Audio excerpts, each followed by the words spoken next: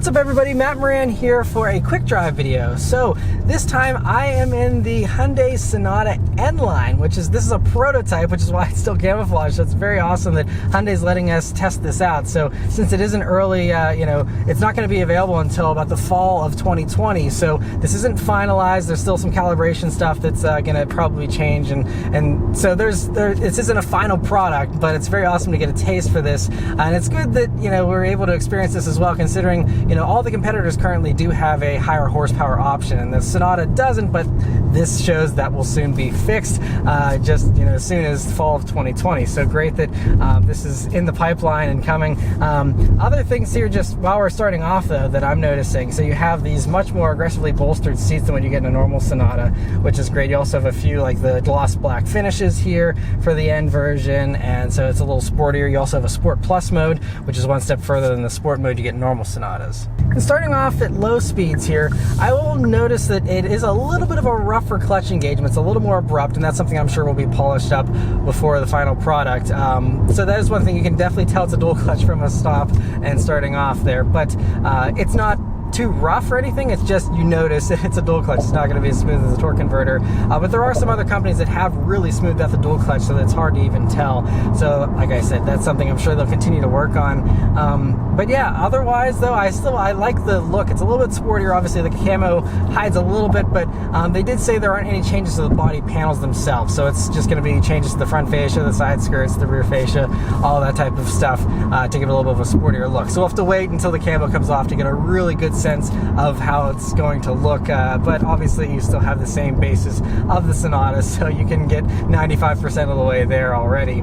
But even just cruising at some lower speeds here, it still is very pleasant. Obviously this is the N-Line, not a full N model, so it's not going to be quite as racy as like a Veloster N. The suspension isn't too stiff or anything. It still feels very nice and supple, and but you do get a little more road feel, I think, than what you get in a standard Sonata, which is appreciated. But I like that they've gone through several more changes. In the beginning, the N-Line, it seems like some of them, it was just a few trim pieces and a few minor changes. This seems to be a much more substantial change for an N-Line than what we've seen in the past on like the Elantra GT N-Line, for example, and things like that. And so yeah, just cruising around here, even though we got the quad exhaust, it's obviously very muted. This is still a Sonata. It's not going to be a race car, so very easy to live with. And then if you want to go ahead and put it down to the Sport Plus mode, it has the performance to back it up. All right, so let's do an acceleration here, see how this N-Line pulls. All right. This is what the normal Sonata needed. Wow, it takes off very nicely. And then we got these larger front brake rotors here on the N-Line, and so it gives you a little bit more confident stopping power. But yeah, so they already revealed that it runs a 2.5 liter turbocharged 4-cylinder engine. It's direct and port injected, and so it does 290 horsepower and 310 pound-feet of torque, and it all runs through an 8-speed dual clutch automatic transmission. It's a wet clutch system, which is new here as well. And so we don't have a dedicated manual mode here, but we can pull the paddles and see how that is. And since this is a prototype, there's a lot of tuning that still needs to be done, so this isn't finalized, but it's pretty immediate, very quick response. And so there's a little bit of a delay on the upshift. It's not quite as fast as some of the fastest dual clutches out there yet, but it's responsive enough that can definitely be fun to play around with. But these systems, they're so smartly tuned now that just putting your foot down and going for it is going to get you just as fast of a response. But it's it pulls very, very nicely. I even heard a little bit of wastegate sound, which is awesome.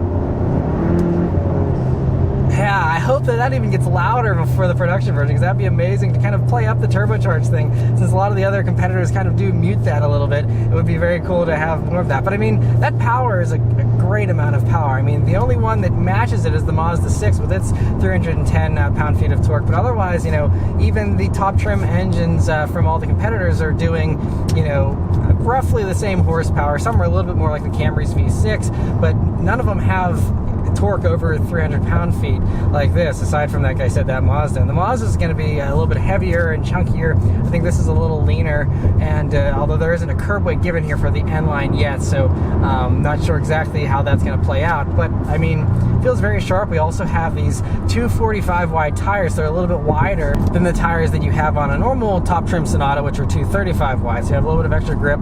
And they also said that you'll have a choice between a summer tire and an all season as well, so if you want even more grip there, you could option those in as well. The suspension's also 0.2 inches lower, so it gives you a sportier ride setup there as well. And here at some lower speeds, the Sport Plus mode, it will hang on to the higher RPMs a little bit, but it doesn't constantly keep it at those high RPMs. So even in Sport Plus mode here, once I let off the gas, it will still just kind of coast at 2,000 RPMs, which is great. And then we can even put it back up into just normal mode here, let things calm down a little bit. There's also a custom mode too, so you'll be able to custom tailor it like you're used to in other Hyundai products, you know, stuff like the Veloster. And some other nice things on the interior here. So you have the black metal paddle shifters versus the silvery ones you get in a normal Sonata, and the whole wheel is unique with this black trim and the N badge on it.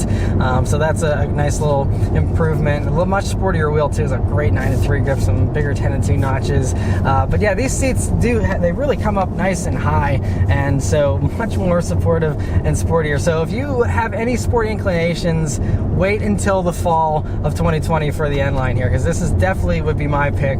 Even though this is just a prototype, it still is just head and shoulders a lot more fun with the extra power, a lot sportier. If you're an enthusiast, this is the one to wait for.